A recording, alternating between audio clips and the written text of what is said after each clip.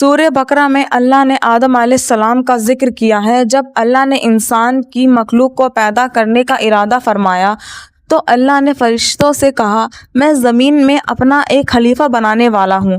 فرشتوں کو لگا کہ شاید ان کی عبادت میں کوئی کمی رہ گئی ہے، اس لیے اللہ نے نئی مخلوق بنانے کا ارادہ فرمایا۔ فرشتوں نے جنوں جیسی دوسری مخلوق بھی دیکھی تھی جو زیادہ عقل نہیں رکھتے تھے اور خون ریزی کرتے تھے۔ فرشتوں نے اللہ سے کہا، اے اللہ، ہم تیری تسبیح، حمد اور پاکی بیان کرتے ہیں۔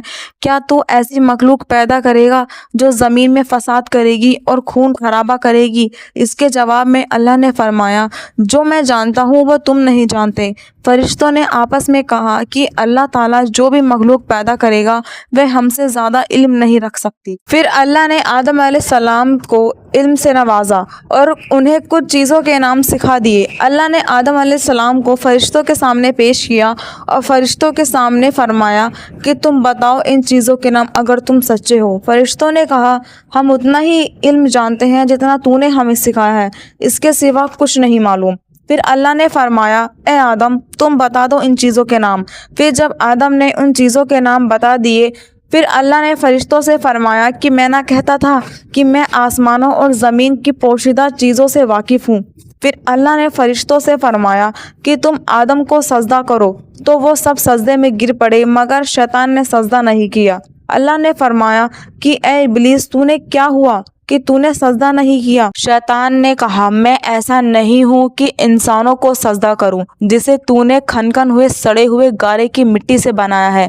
میں اس سے بہتر ہوں کہ تو نے مجھے آگ سے پیدا کیا ہے اور اسے مٹی سے پیدا کیا ہے۔ اللہ نے شیطان سے فرمایا، یہاں سے نکل جا، مقدور ہے اور تجھ پر قیامت کے دن تک لعنت برسے گی۔ شیطان نے کہا، مجھے قیامت تک مہلت دے۔ اللہ نے فرمایا کہ تجھ کو مہلت ہے۔ شیطان نے اللہ سے کہا کہ تو نے مجھے گمراہ کیا۔ اللہ، میں قسم کھاتا ہوں کہ میں انسان کی سیدھی راہ پر بیٹھوں گا اور پھر میں ان پر حملہ کروں گا، ان کے آگے سے بھی، پیچھے سے بھی، دائیں سے بھی اور بائیں سے بھی۔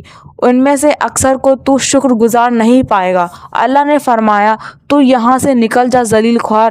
جو ان میں سے تیرا کہنا مانے گا تو میں ضرور تم سب کو جہنم کو بھر دوں گا۔ میرے خاص بندوں پر تیرا قابو نہ چلے گا۔ جنت کی ساری نعمتوں کے باوجود آدم علیہ السلام جنت میں اکیلا محسوس کرنے لگے تھے۔ پھر اللہ نے حوا علیہ السلام کو بنایا تاکہ آدم علیہ السلام ان سے سکون پا سکیں۔ اللہ نے فرمایا، اے آدم، تم اور تمہاری بیوی جنت میں رہو، پھر جس جگہ سے چاہو تم دونوں کھاؤ، لیکن اس درخت کے پاس مت جانا ورنہ تم ظالموں میں سے ہو جاؤ گے۔ پھر شیطان نے دونوں کے دل میں وسوسہ ڈالا اور کہنے لگا، تمہارے رب نے تم دونوں کو اس درخت سے اس لیے منع کیا ہے تاکہ تم کہیں فرشتے نہ بن جاؤ اور ہمیشہ زندہ رہنے والوں میں سے نہ بن جاؤ۔ اور شیطان نے قسمیں تک کھا لیں کہ وہ ان کا خیر خواہ ہے، بس مزدور نے دھوکہ دے کر ان کو درخت کی طرف کھینچ ہی لیا۔ پھر جب آدم علیہ السلام اور حوا نے اس درخت کے پھل کو کھا لیا تو ان کے سطر کی چیزیں کھل گئیں۔ وہ درخت کے پتوں کو توڑ توڑ کر اپنے اوپر چپکانے لگے اور سطر چھپانے لگے۔ پھر اللہ نے پکارا اور فرمایا، کیا میں تم دونوں کو اس درخت کے پاس جانے سے منع نہ کر چکا تھا؟ اور یہ بھی کہا تھا کہ شیطان تمہارا کھلا دشمن ہے۔ حضرت آدم علیہ السلام اور بیوی حوا نے کہا کہ اے رب، ہم نے اپنے اوپر ظلم کیا اور اگر آپ ہمیں نہ بخشو گے اور ہم پر رحم نہ فرمائیں گے تو پھر ہم تو ضرور تباہ ہو جائیں گے۔ اللہ نے فرمایا کہ تم سب جنت سے نیچے اتر جاؤ، اب تم دونوں ایک دوسرے کے دشمن ہو اور تمہارے لیے زمین پر رہنے کی جگہ ہے اور ایک مدت تک نفع حاصل کرنا۔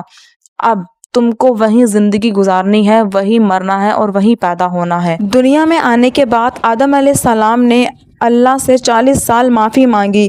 پھر اللہ نے آدم علیہ السلام پر رحم کھا کر معاف کر دیا اور فرمایا، تم اور تمہاری اولاد دنیا میں رہو اور یاد رکھو، جب میری طرف سے کوئی نبی ہدایت لے کے تمہارے پاس آئے تو تم اس کا کہنا مانو۔ جو میرے نبیوں کی بات نہیں مانیں گے اور ہماری آیتوں کو جھٹلا جائیں گے وہ دوزخ میں جائیں گے اور ہمیشہ اس میں ہی رہیں گے۔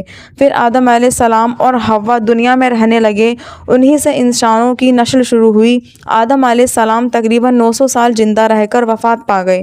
قرآن کے اس واقعے سے ہمیں یہ ہدایت ملتی ہے کہ جب شیطان نے غلطی کی تو اس نے معافی مانگنے کی بجائے تکبر کیا اور اللہ کو ہی اپنی گمراہی کا الزام دیا۔ پر جب آدم علیہ السلام سے غلطی ہوئی تو انہوں نے اپنی غلطی مانی اور فوراً توبہ کی۔ جب تک معافی مانگتے رہے جب تک اللہ کو راضی نہ کر لیا۔ آدم علیہ السلام کی سنت یہ ہے کہ جب انسان سے کوئی غلطی ہو جائے تو وہ اللہ سے اپنے گناہوں کی معافی مانگے اور جب تک مانگتا رہے جب تک اللہ راضی نہ ہو جائے۔ بے شک اللہ بہت معاف کرنے والا اور بڑا رحم دل ہے۔ تو یہ تھا آدم علیہ السلام کا بہترین واقعہ۔ نیکسٹ ویڈیو سے پروفٹ کی سٹوری سننا چاہتے ہیں تو پلیز کمنٹ میں ضرور بتائیں۔ آپ کو پروفٹ سیریز میں انٹرسٹ ہے تو پلیز میرے چینل کو سبسکرائب کر لیجئے۔